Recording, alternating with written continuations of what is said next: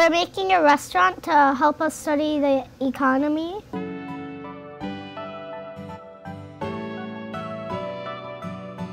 The idea came from our project-based learning that we do for social studies, and we started this about 3 years ago. It's for our economics unit that we do, so we start out with talking about wants and needs and goods and services, and then we talk about the different jobs. So when someone walks in, we greet them and we hand them a menu and seat them. We've been learning how to be a good shopper, use our money wisely, and different jobs in the community. Kids plan everything.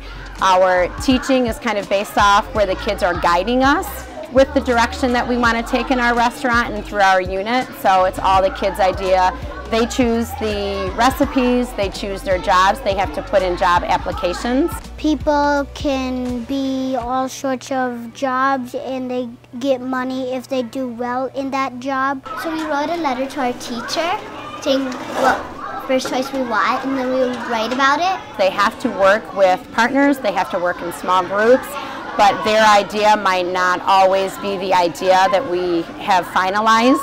So they have to learn to work together and be flexible with each other. It's really good to work together, like teamwork, like Layla said, and then earn money. We also tried to convince her, there was a big space and we wrote about it. Yeah, if you wanted to really convince her, you could go in the back. Yeah. Let you have fun with your friends and seeing how restaurants are actually used.